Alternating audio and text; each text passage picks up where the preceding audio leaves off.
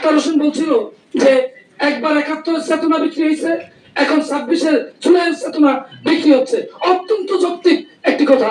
জুলাইকে যারা নেতৃত্ব দিয়েছে, একাডেমিক সুপারভাইজার মহোদয়, উপস্থিত বিভিন্ন রাজনৈতিক দলের নেতৃবৃন্দ, সামাজিক নেতৃবৃন্দ, সর্বাগ্রেই সবচেয়ে গুরুত্বপূর্ণ ব্যক্তিত্ব, আজকের এই জুলাই আন্দোলনে যারা অংশীদার, সে সমস্ত ছাত্রছাত্রী ভাই ও বোনেরা, সকলের কাছে বাংলাদেশ জাতীয়তাবাদী দল বিএনপির পক্ষ থেকে কৃতজ্ঞতা, ধন্যবাদ ও শুভেচ্ছা জানাচ্ছি। আসলে নির্মমতার যখন সীমানাটা চূড়ান্ত পর্যায়ে পৌঁছে, তখনই মানুষ আত্মহত্যা বা আত্মত্যাগ করার জন্য প্রস্তুত হয়। ঠিক জুলাই আন্দোলনটা কিন্তু শুরুতেই এমন পরিবেশ হবে এমন কেউ জানতো না, এমন কারণ প্রস্তুতিও ছিল না। সবাই দাবি ছিল কোটা আন্দোলনের বিপক্ষে, বৈষম্যের বিপক্ষে, কোটার বিরুদ্ধে, বৈষম্যের বিপক্ষে। প্রথমেই যারা শহীদ হয়েছেন জুলাই আন্দোলনে, তাদের প্রত্যেকের আত্মার মাগফিরাত কামনা করছে। পাশাপাশি এখনো যারা হাসপাতালে কাতরাচ্ছেন, তাদের প্রত্যেকের দ্রুত সুস্থতা কামনা করে মহান রবের কাছে আমরা প্রার্থনা করছি, আল্লাহ যেন দ্রুত তাদেরকে সুস্থ করে স্বাভাবিক জীবনে ফিরে আসার তৌফিক দেন। প্রিয় নেতৃবৃন্দ, সুধীবৃন্দ, আমাদের একজন বক্তা আক্তার হোসেন অনেক আক্ষেপ করে অনেকগুলি কথা বলেছেন। আমি তার বক্তব্যের সাথে অনেকাংশেই একমত পোষণ করছি। একটি জায়গায় আমার এক বিশাল প্রশ্ন আমার থেকে যাচ্ছে।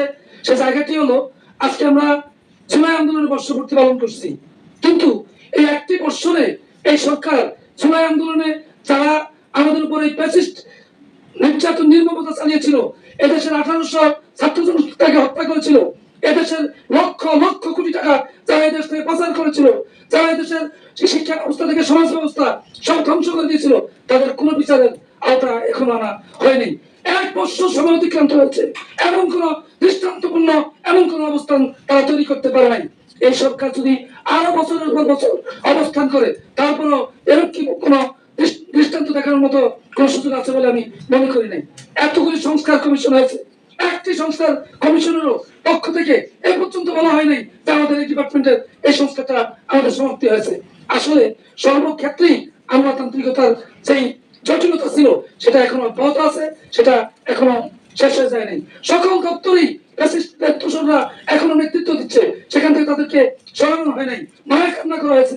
যারা আক্তার হোসেন বলছিল যে একবার ৭১ চেতনা বিক্রি হয়েছে, এখন ২৬ জুলাইয়ের চেতনা বিক্রি হচ্ছে। অত্যন্ত যৌক্তিক একটি কথা।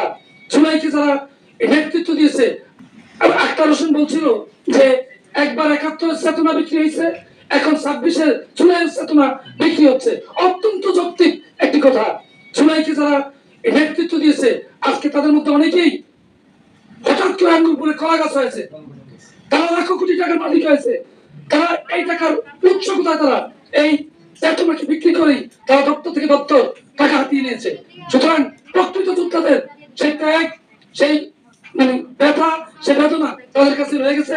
দেশের সার্বিক উন্নয়নে কোনো অবদানই রাখেনি।